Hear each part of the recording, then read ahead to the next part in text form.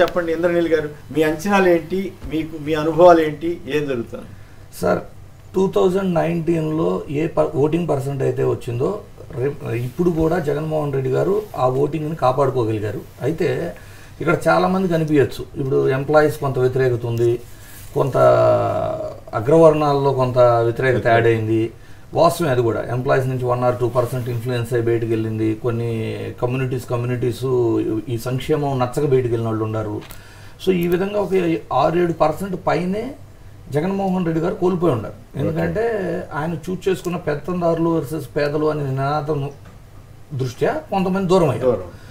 అదేవిధంగా 2019లో ఎవరైతే జగన్మోహన్ రెడ్డి గారితో లేరో ఆ సెక్షన్స్ నుంచి ఈ సంక్షేమ పథకాల వలన కానీ ఏదైనా కానివ్వండి 7 to 8% యాడ్ అయ్యారు. ఎస్పెషల్లీ మా సర్వేలో తేలిందైతే ఫిమేల్ ఓటింగ్ మేల్ ఓటింగ్కి ఆల్మోస్ట్ అంటే 57% వైసీపీకి పడితే ఫీమేల్ ఓటింగ్ ఓన్లీ 40% మాత్రమే కూటమికి పడింది. ఎందుకు ఇంత డిఫరెన్స్ అంటే ఎవరైతే క్యూలో ఎక్కువసేపు అయినా నుంచుని వేయగలరో వీకర్ సెక్షన్స్ అక్కడ మహిళా ఓటు భారీగా పడింది. ఎవరైతే కూటమి మద్దతుదారులు ఉన్నారో వాళ్ళలో చాలా మంది అపార్ట్మెంట్లు కూడా ఇప్పటికి కూడా దిగకుండా ఓటింగ్ రారు కాబట్టి ఆ ఓటింగ్ డిఫరెన్స్ కూడా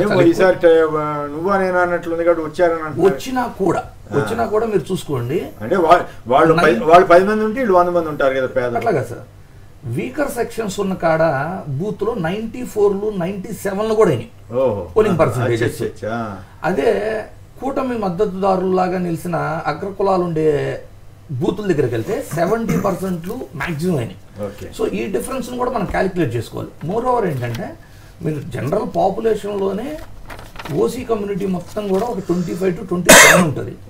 SC ST minority Dudekula Muslim మైనారిటీలు అందరినీ కలుపుకుంటే వాళ్ళు 32 నుంచి 35% ఉంటారు. సో రిమైనింగ్ 40% ఈ బీసీల్లో కూడా ఏంటంటే 50-50 ఉన్న బీసీలో కూడా టీడీపీకి హస్బెండ్ వేసినా కూడా ఈ లబ్ధిదారులైన మహిళలు ఎందుకు మగవాళ్ళలో ఆ మైండ్ సెట్ ఎందుకు వచ్చింది? ఇప్పుడు చంద్రబాబు గారు ఫ్రీగా అదే మద్యం నాణ్యమైన మద్యం ఇస్తారని చెప్పాడు, అటువంటి వాటికి కూడా ఇన్ఫ్లుయెన్స్ అవుతున్నారా?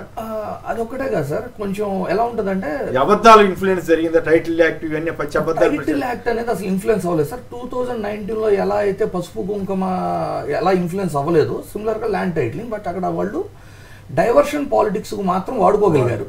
అంటే మీకు April 1 నుంచి వృద్ధులు వికలాంగులు పడ్డది మొత్తం రాష్ట్రం అంతా చూసి నైబర్స్ కూడా ఇన్ఫ్లుయెన్స్ అయిపోయారు.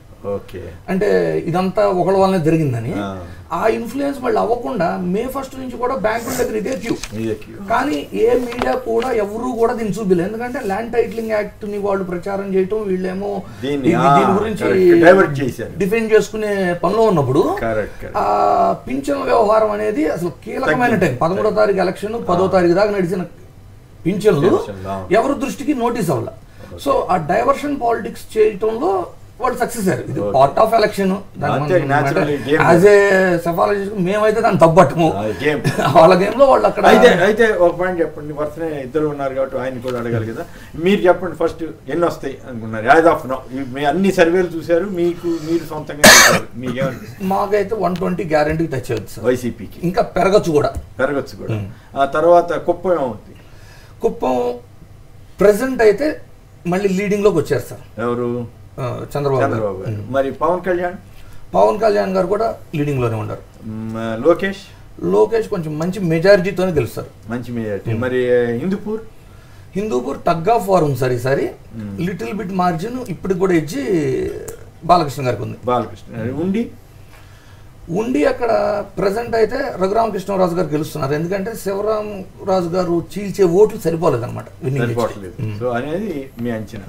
ఆ తర్వాత ఇక మంత్రులు, ఇప్పుడు నిన్న నాకు ఆశ్చర్యం కలిగింది, పలాసలో అంత బ్రహ్మాండమైనటువంటి డెవలప్మెంట్ జరిగితే అక్కడ ఓడిపోయే అవకాశం ఉందని నాకు ఆరామస్థాన్ గారిది అట్లా నాకు ఆశ్చర్యమైంది. ఏంటి అట్లా? నిజంగా పలాసలో గనక ఓడిపోతే ఇంకా అసలు దేశంలో ఎవరు అభివృద్ధి చేయక్కర్లేదు, అంత కీన్గా హెల్త్ మీద, ప్రజల హెల్త్ మీద శ్రద్ధ పెట్టక్కర్లేదు, వాటర్ స్కీమ్ తీసుకురావక్కర్లేదు, ఎట్లయినా ఓట్లేసేసే పరిస్థితి వచ్చింది అనుకోండి. విజయవాడ వెస్ట్ విజయవాడ వెస్ట్ కూడా వైఎస్ఆర్సీపీ గెలుస్తుంది సార్. మరి అది కూడా కొంచెం నాకు ఆశ్చర్యం. సార్ ఇక్కడ ఒక ఎగ్జాంపుల్ చెబుతాం. మేము ఆ డ్యూటీలు చేయడానికి వెళ్ళిన టీచర్లను కూడా తర్వాత ఎంక్వైరీ చేసాం కొంతమంది. మాకు విజయవాడ వెస్ట్లో ఒక టీచర్ దొరికారు ఆ ప్రొసీజర్లో. వాళ్ళు ఏం చెప్పారంటే ఒక పర్టికులర్ 2 బూతుల్లో ఉదయం నుంచి సాయం దాకా వాళ్ళు నుంచొని ఓటేసిన దానికి ఆ ఫ్యాన్ గుర్తు దగ్గర జిగటగా అయిపోయిందంట. అలాంటి కాన్స్టిట్యున్సీ సార్ అది.